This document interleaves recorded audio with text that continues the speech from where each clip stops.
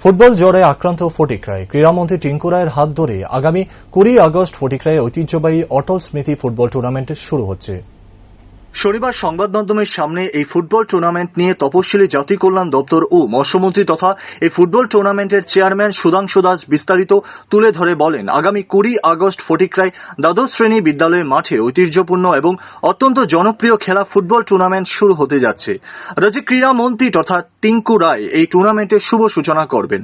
এই টুর্নামেন্টের নামকরণ করা হয়েছে ভারতবর্ষের প্রাক্তন প্রধানমন্ত্রী অটল বিহারী বাজপেয়ীর নামে। এই টুর্নামেন্টে চ্যাম্পিয়ন্সদের জন্য পুরস্কার থাকছে Maruti Suzuki Warner top model গাড়ি।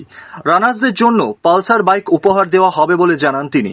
এছাড়াও বেস্ট খেলোয়াড়দের জন্য পুরস্কার থাকবে। মন্ত্রী সুধাংশু দাস আহ্বান জানান, এই টুর্নামেন্টে যে সমস্ত টিম অংশগ্রহণ করতে ইচ্ছুক তারা যেন আগামী 15 আগস্টের মধ্যে নাম নথিভুক্ত করেন। এই বছর এই টুর্নামেন্টে অংশগ্রহণকারী টিমগুলি 4 জন বিদেশি ফুটবলারকে দলে নাম নথিভুক্ত করতে পারবেন। এই ফুটবল অ্যাসোসিয়েশনের নিয়ম অনুযায়ী এই টুর্নামেন্টে পরিচালিত হবে। আমাদের ফটিকরায় দ্বাদশ শ্রেণী বিদ্যালয়ের মাঠে আমাদের ঐতিহ্যপূর্ণ এবং অত্যন্ত প্রিয় খেলা ফুটবল টুর্নামেন্ট তার শুভ সূচনা হতে যাচ্ছে। ত্রিপুরা রাজ্যের ক্রীড়ামন্ত্রী শ্রদ্ধেয় টিঙ্কু রায় মহোদয়ের হাত ধরে এই টুর্নামেন্টের শুভ উদ্বোধন হবে। এছাড়া অন্যান্য জনপ্রতিনিধিগণ থাকবেন, বিশেষ ব্যক্তিগণ থাকবেন, ক্রীড়াপ্রেমীরা থাকবেন। তার মাধ্যমে আগামী 20 তারিখ আমরা ফটিকরায় অটল স্মৃতি নকআউট ফুটবল টুর্নামেন্ট 2023 তার শুভ সূচনা করতে যাচ্ছি। এবং এই সম্পর্কিত বিষয় নিয়ে আমরা আপনাদেরকে বলেছিলাম, তার এই টুর্নামেন্টের যে চ্যাম্পিয়নদের প্রাইজ আমরা দেব, তো চ্যাম্পিয়নদের জন্য আমরা মারুতি সুজুকির ওয়াগনার টপ মডেল গাড়ি আমরা উপহার দেওয়ার জন্য সিদ্ধান্ত করেছি এবং ইতিমধ্যে গাড়িও আমাদের সামনে চলে এসেছে। এবং রানার্সদের জন্য অর্থাৎ সেকেন্ড যারা হবেন তাদের জন্য আমরা পালসার বাইক উপহার দেব। তো এই বিষয় আপনাদের মাধ্যমে আমরা সবাইকে জানাতে চাই, যে সমস্ত টিম এখনো নাম নথিভুক্ত করেননি আমি আপনাদেরকে অনুরোধ করব, আগামী 15 তারিখ রাত্রি 8টার মধ্যে আপনারা নিজ নিজ টিমের নাম নথিভুক্ত করবেন। এবং আমরা যে নাম্বার দিয়েছি আপনাদেরকে এর আগেও, আজকেও আমরা দিয়ে দেব, এই নাম্বারে যোগাযোগ করে আপনারা নাম নথিভুক্ত করতে পারেন। এই বছরের খেলাতে আমরা একটু পরিবর্তন এনেছি, বিশেষ করে খেলোয়াড়দের ক্ষেত্রে।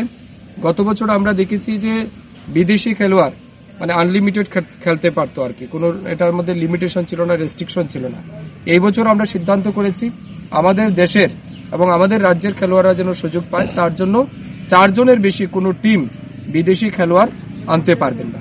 কোনো টিম যদি বিদেশি খেলোয়াড় মনে করুন নাইজেরিয়ান, ডেনমার্ক, অস্ট্রেলিয়া, বাংলাদেশ, বিভিন্ন দেশ থেকে যারা আনতে চান তারা 4 জন সর্বোচ্চ আনতে পারবেন এবং বাকি আমাদের ন্যাশনাল সিটিজেন যারা আছেন সেই সমস্ত খেলোয়াড়রা মাঠে খেলতে পারবে।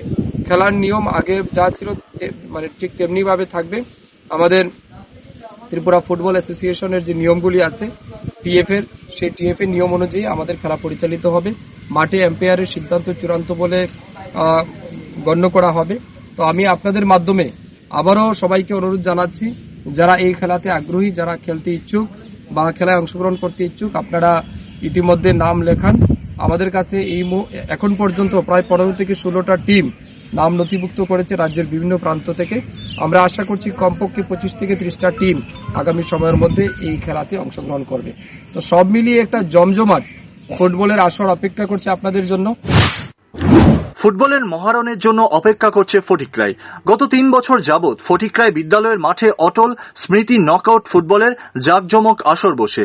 এই জমজমাট ফুটবলের জন্য ফুটবল প্রেমীরা তাকিয়ে থাকে। Bureau report, rising Tripura.